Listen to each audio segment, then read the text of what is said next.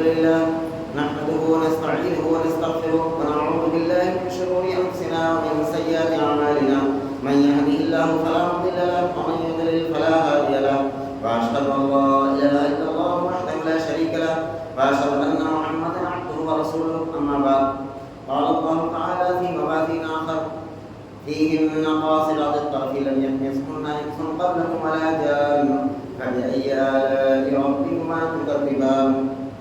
ہر قسم کی حمد و ثنا تعریف و توصیف بڑائی ان کی پیاری لائق اور زیبا ہے صلی اللہ رب العالمین کے لیے جو ہم سب کا خالق و مالک ہے.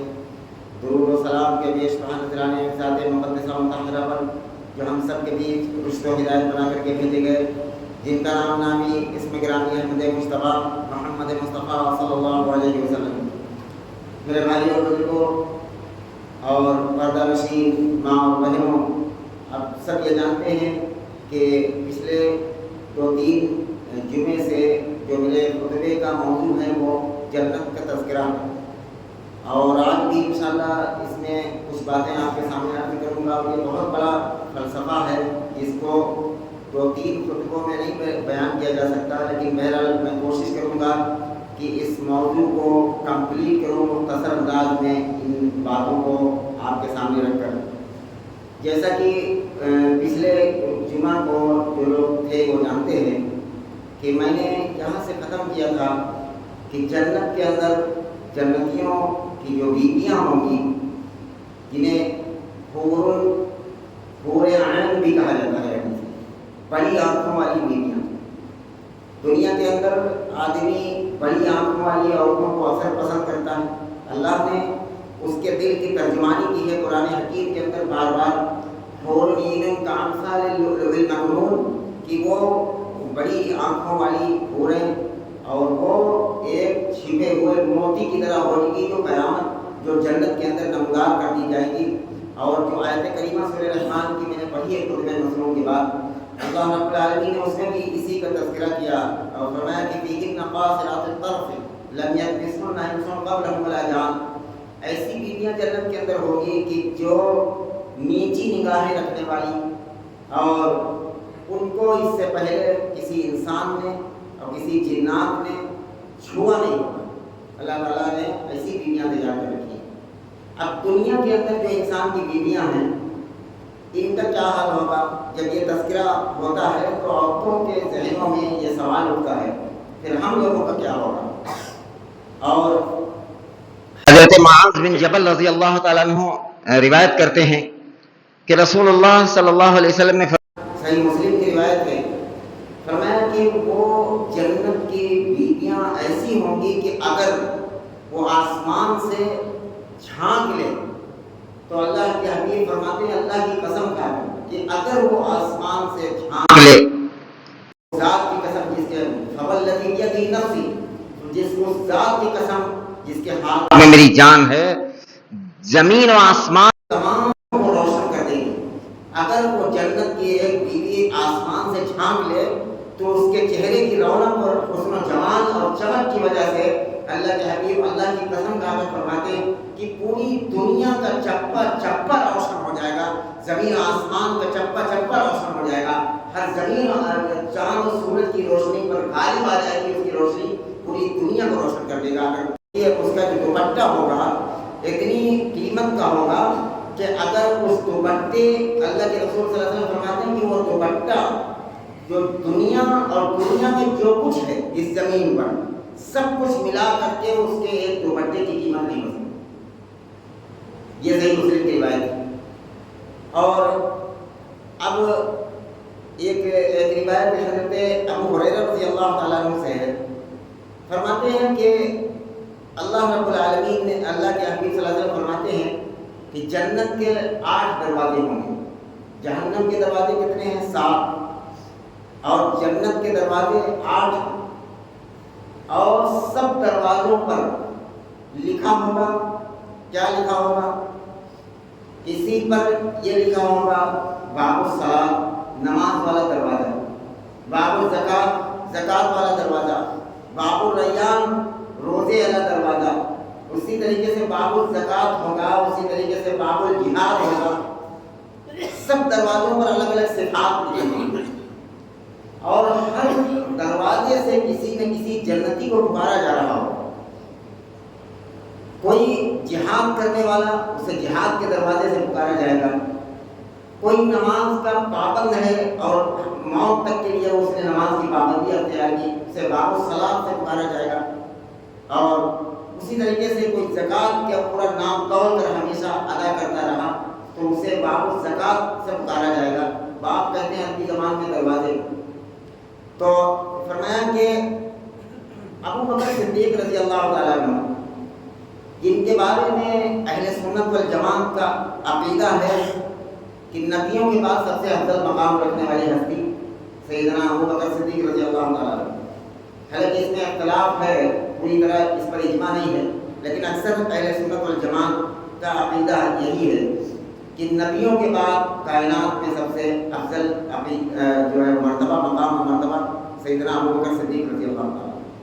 ابو بکر صدیق رضی اللہ تعالیٰ عنہ سوال کریں گے کہ یا رسول اللہ یہ بتائیے کہ اگر کوئی ایسا شخص ہو کہ جس کو ہر دروازے سے پکارا جائے, اس کو تو کوئی چیز کمی نہیں ہوگی جنت میں, تو رسول اللہ صلی اللہ علیہ وسلم نے فرمایا کہ ہاں ایسے بہت لوگ ہوں گے جن کو جنت کے 8 دروازے سے پکارا جائے گا. ایک پکارنے والا باب الزکوٰۃ سے بھی پکارے گا, زکوٰۃ دینے والے, باب الصلاۃ سے پکارے گا, نماز کی پابندی کرنے والے, باب الریان سے پکارا جائے گا کہ رمضان المبارک کے روزے رکھنے والے, باب الجہاد سے پکارا جائے گا کہ اللہ کے راستے میں جنگ کرنے والے.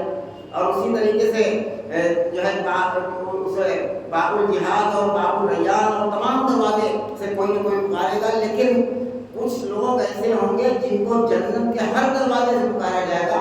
اور رسول اللہ صلی اللہ علیہ وسلم فرماتے ہیں کہ ابو بکر مجھے امید ہے کہ تم ان لوگوں میں سے ہو جنہیں ہر دروازے سے پکارا جائے. اس لیے ہم لوگ یہ سمجھتے ہیں کہ باب الجہاد سے تو ہم لوگوں کو کہیں پکارا نہیں جائے گا اگر جنت میں چلے بھی گئے, اس لیے کہ ہمارے وقت میں وہ دور نہیں ہے اور ہم اتنے بزدل ہو چکے ہیں کہ مسجدیں گرائی جائیں, عزتیں لوٹی جائیں, قرآن کی بے حرمتی کی جائے, نبی صلی اللہ علیہ وسلم کو برا بھلا کہا جائے, ان کے نام ان کی تصویریں بنائی جائیں, ان کے کارٹون بنائے جائیں. لیکن ہمارا ایمان اس لیے نہیں ہے کہ ہمارے دل پر کیوں ہوں گے. ہم کب جنگ کریں گے اللہ کے راستے میں باب الجہاد سے؟ ہمیں تو نہیں یقین ہے کہ ہم لوگوں ہم میں سے کسی کو پکارا ہے. ابو بکر صدیق رضی اللہ تعالیٰ عنہ نے بڑی ہمت کر کے رسول اللہ صلی اللہ علیہ وسلم سے سوال کیا کہ یا رسول اللہ کون لوگ کوئی ایسا نہیں ہوگا جسے جنت کے 8 دروازے سے پکارا جائے گا؟ تو رسول اللہ صلی اللہ علیہ وسلم نے فرمایا کہ ہاں بہت سے لوگ ہوں گے اور مجھے امید ہے تم بھی ان میں سے ہو. اس لیے کہ وہ صحابہ کرام ہیں والسابقون الاولون من المہاجرین والانصار, یہ سب سے پہلے ایمان لانے والے جو صحابہ ہیں ابو بکر و عمر عثمان علی حسن حسین, اور یہ دیگر وہ تمام اصحاب البدر ہیں جو بدر میں شریک ہوئے, جو احد میں شریک ہوئے, جو شروع کے مسلمان ہیں, ان کو ان کے بارے میں رسول اللہ صلی اللہ علیہ وسلم یہی گمان کرتے تھے کہ ان میں سے ہر ایک کو ہر دروازے سے پکارا جائے. کتنے خوش نصیب ہوں گے وہ لوگ. میرے بھائیوں, جتنی چیزیں ہمارے سامنے ہیں کم سے کم ہم ان کی پابندی ضرور کریں. نماز کے لیے کوئی محنت, کوئی پیسہ اور کوئی کرایہ, کسی چیز کی ضرورت نہیں ہے. وقت ہو نماز کی پابندی کرنا, نیت کرو انشاءاللہ. اور لازمی ہے اس بات کہ کوئی شخص فرض نماز ترک کر دے وہ جہنم کے اندر ضرور جائے گا, اس میں کوئی شک کی گنجائش نہیں. اس لیے اس سورہ مدثر کے اندر اللہ رب العالمین نے اسے واضح کر دیا فی جنات یتساءلون عن المجرمین ما سلککم فی سقر, کہ جنتی جب جہنمیوں کو دیکھیں گے اور ایک جگہ سے جل رہا ہے ایک جگہ سے بن رہا, 70 جگہ سے ایک وقت میں جل رہا اور بن رہا, 1000 سال تک آدمی پیاس پانی مانگتا ہے تو اسے زقوم ملتا ہے, ہزاروں سال بھوک مانگنے کے بعد تو اسے غسلین دیا جاتا ہے جو جہنمیوں کا پسینہ اور مواد اور پیپ ہوگا, وہ تمام کی تمام چیزیں ملیں گی. سب کچھ دیکھ رہے ہیں جنت والے. سوال کریں گے فی جنات یتساءلون عن المجرمین, کہ تم اتنے بڑے مجرم کیسے ہو گئے؟ اے میرے دوست, تمہیں ہم بہتر سمجھتے تھے, تم اتنے بڑے مجرم کیسے ہو گئے؟ ما سلککم فی سقر, کیا ہوا تمہیں, کون سی چیز تمہیں یہاں لے آئی؟ تو وہ جواب دیں گے قالوا لم نکن من المصلین, ہم نماز نہیں پڑھتے. اس سے یہ پتہ چلتا ہے کہ نماز مسلمان پر فرض ہوتی ہے، غیر مسلم پر فرض نہیں ہوتی.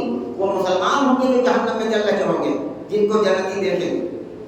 فرض نماز کو چھوڑنے والا اس سے کوئی جہنم سے نہیں بچا سکتا، وہ جہنم کے اندر جائے گا، کوئی نہیں بچ سکتا.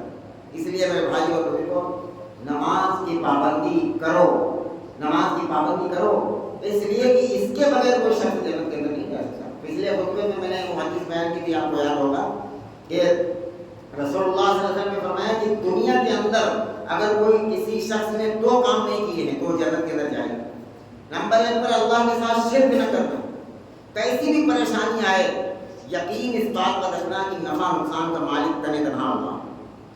اللہ کا در چھوڑ کر کسی آستانے پر چھوڑنا نہیں، اللہ کا در چھوڑ کر کسی اور کے سامنے دعا کے لیے ہاتھ نہیں پھیلانا. اللہ کے ساتھ شرک نہ کرنا اور فرض نماز نہ ترک کرنا، چاہے تمہارے ٹکڑے ٹکڑے کر دیے جائے، چاہے تم جلا دیے جاؤ، دنیا کے اندر کتنی پریشانی آ جائے، مومن 2 کام نہیں کر سکتا، اللہ کے ساتھ شرک کرنا اور دوسرے فرض نماز کو ترک کرنا. اس کے بغیر کوئی شخص جنت کے اندر نہیں داخل ہو سکتا. اور دوسری چیز یہ ہے کہ آپ آتے ہیں اس بات کی طرف کہ عورتوں کے اندر یہ سوال ہوتا ہے کہ جنت کے اندر مردوں کو ایسی بیویاں ملے گی کہ دنیا کے اندر جھانک لے تو زمین و آسمان روشن ہو جائے اس کی چمک سے. دوپٹہ اس کا دنیا میں دنیا مافیہ سے بہتر ہے. دنیا اور دنیا کے اندر کی جو کچھ بھی ہے وہ سب جو ہے اس کی قیمت کے آگے ہیج ہے. اور میں نے اوپر کی جو حدیث بیان کی یہ صحیح بخاری کی حدیث نمبر 1897 ہے، آپ اسے موبائل پر نکال کر دیکھ سکتے ہیں. آپ آتے ہیں اس بات کی طرف کہ عورتوں کو کیا ملے گا، تو اس کا جو صحیح جواب ہے وہ یہ ہے کہ قرآن حکیم کے اندر سورہ حامیم السجدہ کے اندر اس کا جواب دیا گیا ہے اللہ رب العالمین نے کہ وَلَكُمْ فِيهَا مَا تَشْتَهِي أَنفُسُكُمْ، کہ جنت کے اندر ہر وہ چیز ہوگی کہ تمہاری خواہش ہوگی. کسی کی جو خواہش ہوگی جنت کے اندر وہ ساری چیزیں موجود ہوں گی جنت کے اندر جو انسان کی خواہش ہوگی.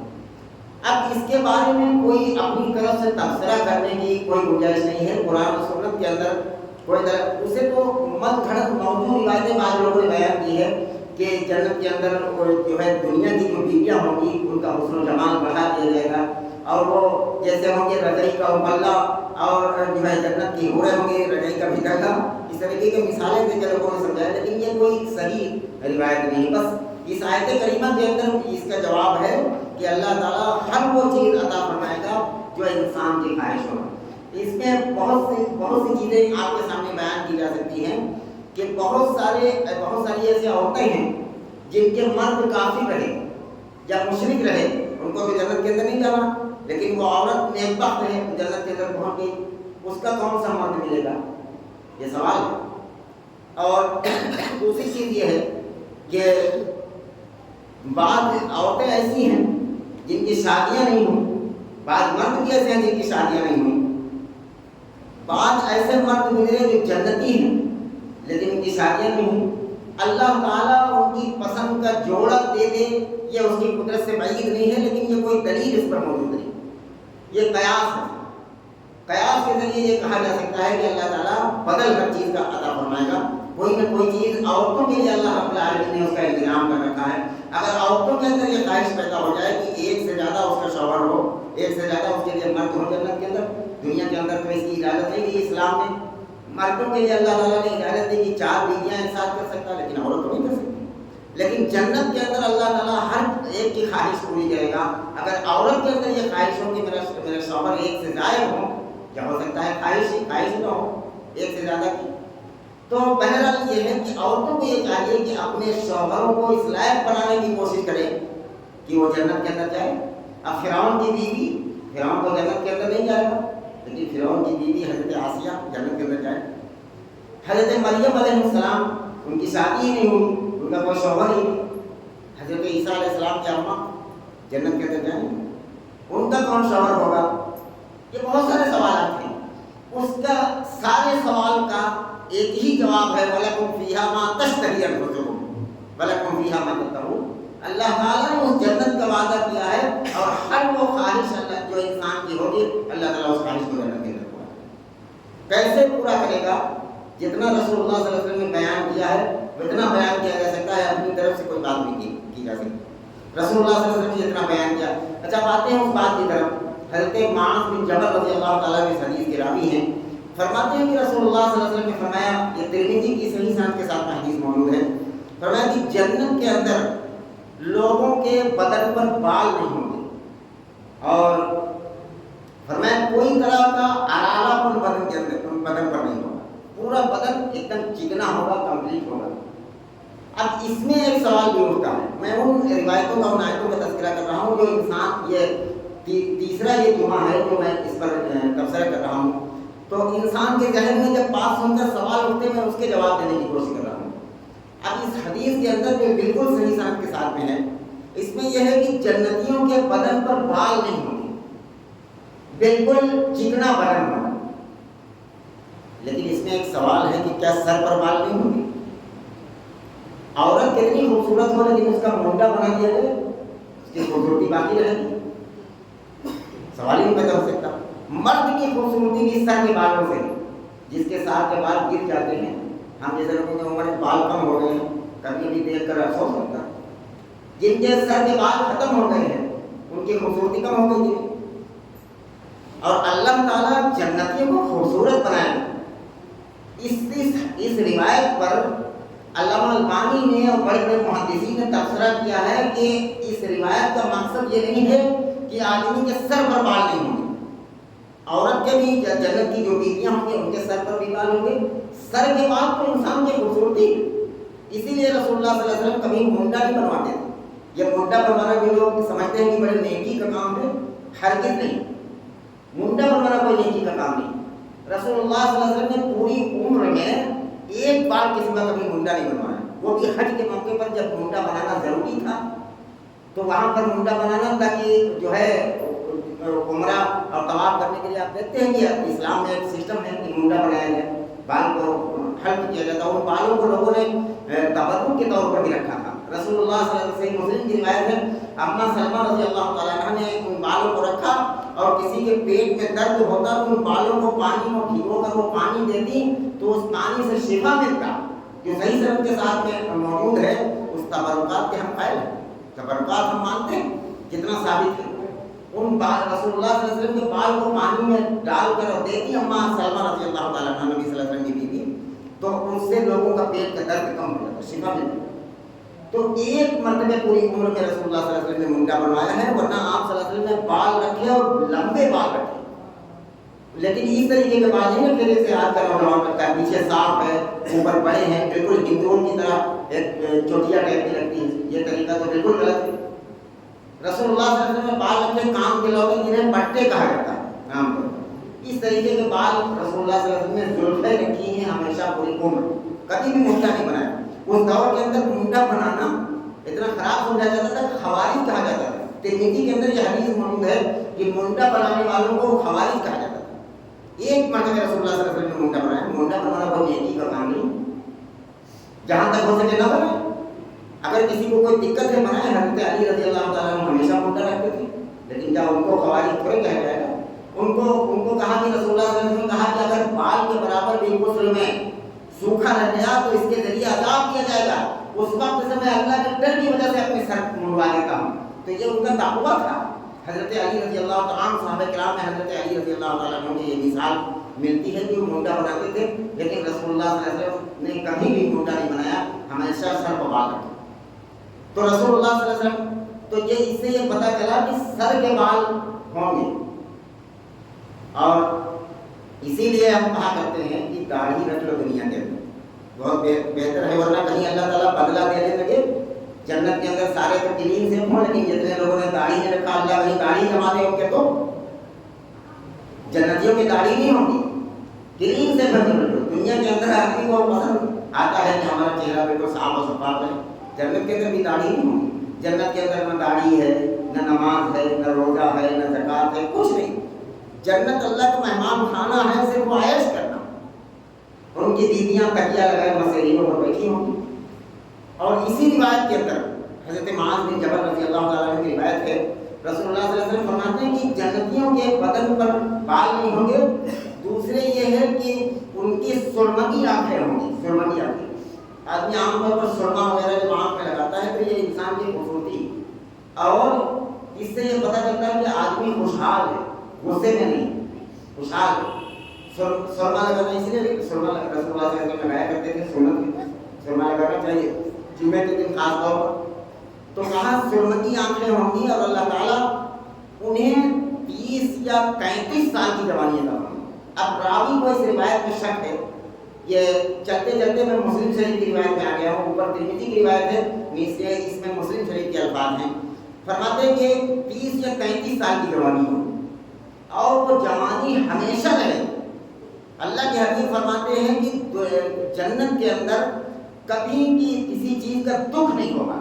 جو جنت میں پہنچ گیا تکلیف کا نام نشان نہیں ہے.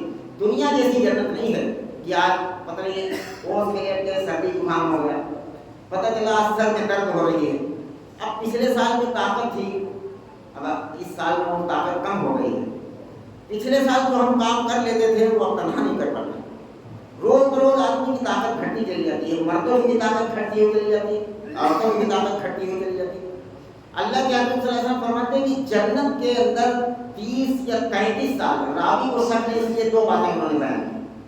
حضرت معاذ بن جبل رضی اللہ عنہ کہا رسول اللہ صلی اللہ علیہ وسلم نے یہ تو 35 کہا یا 30 کہا، 30 یا 35 سال کی جوانی ہوگی. اس جوانی کا تذکرہ اللہ کے رسول صلی اللہ علیہ وسلم نے کیوں کیا؟ دیکھیے اس سے نیچے کی جو جوانی ہوتی ہے عام طور پر 17-18 سال کا جو ہے لڑکا اسے بھی جوان کہا جاتا ہے، نوجوان کہا جاتا ہے. اور ایک آدمی 40 سال کا ہو جائے اگر فٹنس اچھا ہے تو اسے بھی جوان ہی سمجھا جاتا ہے. لیکن 40 سال کا جوان اس کے اندر بڑھاپے کے اثرات پیدا ہونے لگتے ہیں، اور 20 سال کے نیچے کا نوجوان جو ہوتا ہے اس کے اندر بچپنے کے اثرات پیدا ہوتے ہیں. ابھی باقی ہوتے ہیں بچپنے کے اثرات، لیکن جو 30 سال کی جوانی انسان کی ہوتی ہے اس میں نہ تو بچپنے کے اثرات ہوتے ہیں اور نہ تو بڑھاپے کا اثر ہوتا ہے. وہ ایک دم مینٹین جوانی ہوتی ہے، کمپلیٹ جوانی جسے کہا جاتا ہے وہ 30 سال کی جوانی. تو رسول اللہ صلی اللہ علیہ وسلم نے فرمایا کہ 30 یا 35 سال کی جوانی، اور وہ جوانی ہمیشہ رہے. اور حوروں کے تعلق سے جو صحیح سند کے ساتھ کہے ہو کہ آدمی کو 2 حوریں ملیں گی، یہ 72 حوروں والی روایت کی سند صحیح نہیں. اچھا یہ ہو سکتا ہے کہ نبیوں کو، شہیدوں کو زیادہ حوریں مل جائیں، زیادہ بیویاں مل جائیں، 72 بھی مل جائیں، لیکن 72 والی روایت عام طور پر کسی کے لیے یہ صحیح سند کے ساتھ میں ثابت نہیں ہے. صحیح سند کے ساتھ میں جو روایت ہے اس میں 2 بیویاں 2 حوریں عطا کی جائیں انسان. اور اس کے بعد اللہ کے حبیب فرماتے ہیں کہ ہمیشہ وہ کنواری رہیں گی اور ہمیشہ ہم عمر رہیں گی، نہ بیویاں بوڑھی ہوں گی نہ مرد بوڑھا ہوگا. اور اللہ کے حبیب فرماتے ہیں کہ 100 آدمیوں کے برابر اس جنت کے اندر انسان کو طاقت دی جائے گی، 100 آدمیوں کے برابر طاقت دی جائے گی، اور وہ طاقت ہمیشہ آخر تک رہے گی. ہمیشہ نہ زندگی ختم نہ طاقت ختم. اور یہاں دنیا کی زندگی ایک عارضی ہے، اسی لیے اللہ رب العالمین نے قرآن حکیم کے اندر فرمایا کہ متاع، کہ یہ دنیا متاع الغرور ہے، یہ غرض ہے، یہ دھوکہ ہے دنیا کی چیزیں.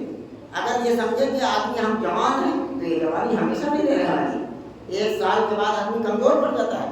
کوئی آدمی آج جوان ہے اسے 10 سال کے اندر کمزور پڑ جاتا ہے. آپ کام کر رہے ہیں، کل کام کمزور پڑ جاتے ہیں، کام سے کوئی کھا نہیں سکتا آدمی.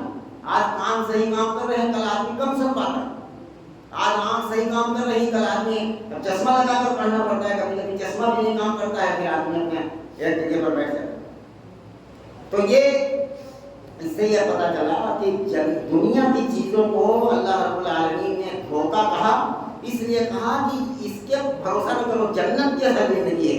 میرے بھائیو، اللہ کو راضی کر کے اگر ہم مرے، اللہ کو راضی کر کے اگر ہم دنیا سے گئے، فرض نمازوں کی پابندی کی، روزوں کی پابندی کی، زکات کی پابندی کی، اور اپنا جو ہے عقیدہ اور ایمان کو درست رکھا، تو اللہ رب العالمین ایسی زندگی عطا فرمائیں گے جو ہمیشہ کی جوانی رہے گی، ہمیشہ نوجوان رہے گا آدمی، اور کبھی بیمار نہیں ہوگا، کبھی بوڑھا نہیں ہوگا، کبھی موت نہیں آئے گی، ساری چیزیں. لیکن کیا ہے یہ 50-60 سال جو زندگی ہے، 70 سال 80 سال جو زندگی ہے، اس کو اللہ کے حکم کے مطابق گزارا، اپنی منمانی زندگی میں گزاری ہے.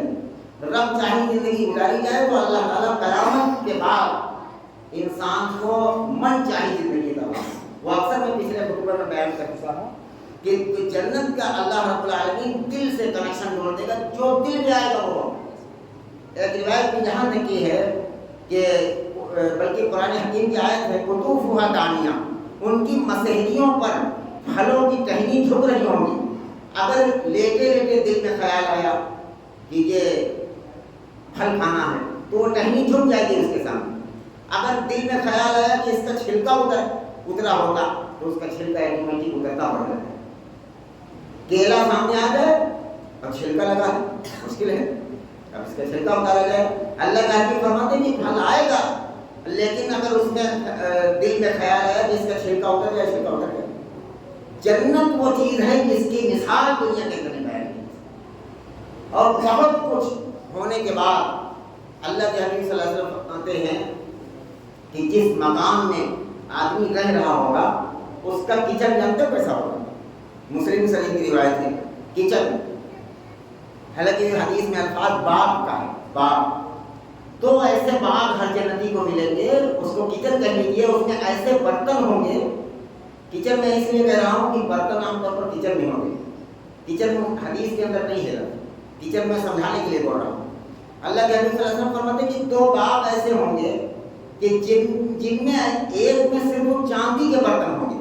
دنیا کے اندر چاندی اور سونے کے برتن میں کھانا رسول اللہ صلی اللہ علیہ وسلم نے حرام کیا، اسی لیے ریشم کو بھی مرد کے لیے دنیا کے اندر حرام کیا.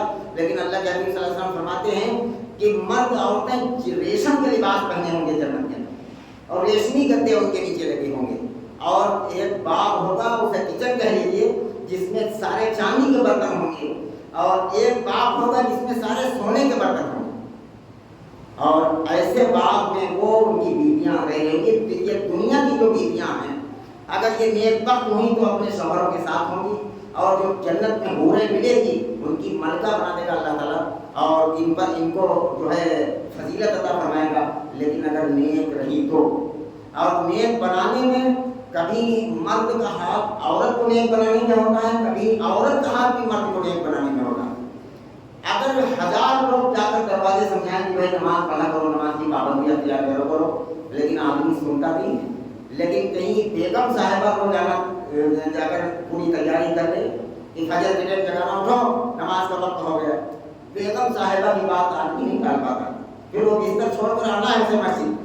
اور اسی طریقے سے کسی نماز کا وقت ہو گیا، چلو کام بند کرو، نماز کا وقت ہو گیا ہے. اگر عورت چاہے تو اپنے پورے گھر کو بدل سکتی. مرد اپنی حکومت کے ذریعے، اپنی ہڑکی کے ذریعے عورت کو نماز کا پابند بنا سکتی ہے. لیکن ایک عورت کو اللہ نے ایسا مقام دیا ہے کہ اگر عورت چاہے تو اپنے پورے گھر کو بدل کر سکتی ہے. بچوں کو نماز کے ٹائم گھر سے نکالنا، چلو مسجد جاؤ نماز کا وقت ہو گیا ہے.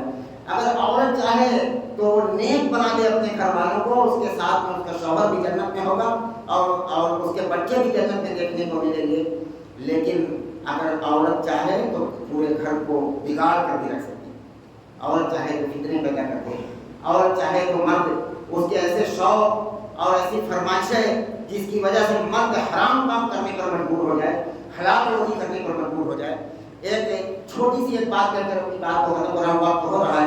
ایک صحابہ کرام کا دور ہے، ایک صحابی ہے جن کے یہاں ایک دن پھانکا ہے، گھر میں کچھ نہیں ہے، شوہر چلتا ہے اپنے مزدوری کے لیے، اپنا اس وقت جو بھی اوزار چلتے ہوں، پڑوا کہہ لیجیے، جو بھی کہہ لیجیے، وہ لے کر چلتا ہے مزدور منڈی میں اور جاتا ہے. اور اس کو دیکھ کر، اس کمزور دیکھ کر کسی نے مزدوری پر نہیں لگایا، واپس چلا جائے. اور دیکھا آتے ہی گھر کے اندر السلام علیکم کہا. بیوی نے مسکرا کر جواب دیا، کہا کوئی بات نہیں، اللہ رضا ہے، آج نہیں روزی بھی نکل گئی. دوسرے دن گیا، وہ بدن سے کمزور تھے وہ صحابی، اور ان کی کمزوری دیکھ کر مزدور منڈی میں ان کو دوسرے دن بھی کوئی نہیں لگایا.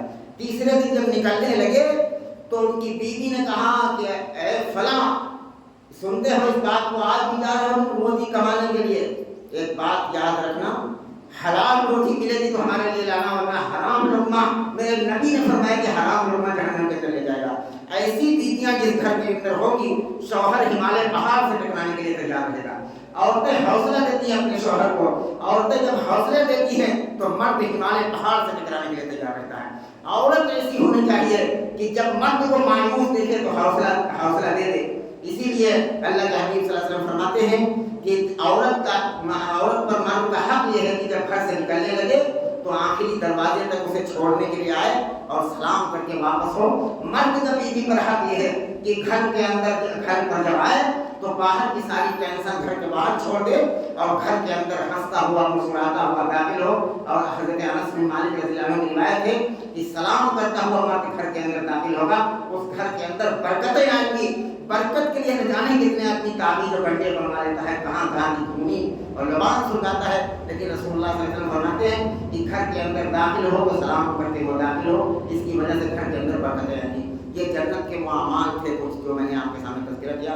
اللہ تعالیٰ سے دعا ہے کہ اللہ تعالیٰ ہم سب کو عمل کی توفیق عطا فرما دے. یا رب العالمین ہم سب کو جب تک زندہ رکھے اسلام پر, جب موت دیجیے تو ایمان پر خاتمہ نصیب فرما. یا رب العالمین اپنی اور اپنے رسول کی سچی پکی محبت نصیب فرما, اپنی اور اپنے نبی کی سچی پکی اطاعت نصیب فرما, اپنے نبی کی سچی پیروی نصیب فرما. یا رب العالمین شیطان کے فریب سے پوری امت کی حفاظت فرما, لوگوں کے فریب سے امت کی حفاظت فرما. پوری امت کو اے اللہ قرآن و سنت کا علم صحیح عطا فرما, جو علم والے ہوں انہیں صحیح ترجمانی صحیح باتیں بتانے کی توفیق نصیب فرما. یا رب العالمین ہم سب کی جائز ضروریاتوں کو جائز خواہشوں کو پوری فرما دیجیے. سب کو مختلف قسم کی بیماریوں سے اللہ سے حفاظت فرما. ہم سب آپ کے در کے بھکاری ہیں. یا رب العالمین آپ داتا ہیں, ہم بھکاری ہیں. اللہ ہم سب کو کرم کی بھیک دے دیجیے, اپنے کرم سے قبول فرما لیجیے. صلی اللہ وسلم عباد اللہ رحمہ اللہ ان اللہ یأمر بالعدل والإحسان وإیتاء ذی القربى وینہی عن الفحشاء والمنکر والبغی یعظکم لعلکم تذکرون. اذکروا اللہ الذی یذکرکم وادعوہ یستجب لکم ولذکر اللہ تعالی اعلی وأولی وأعز وأجل وأتم وأعظم.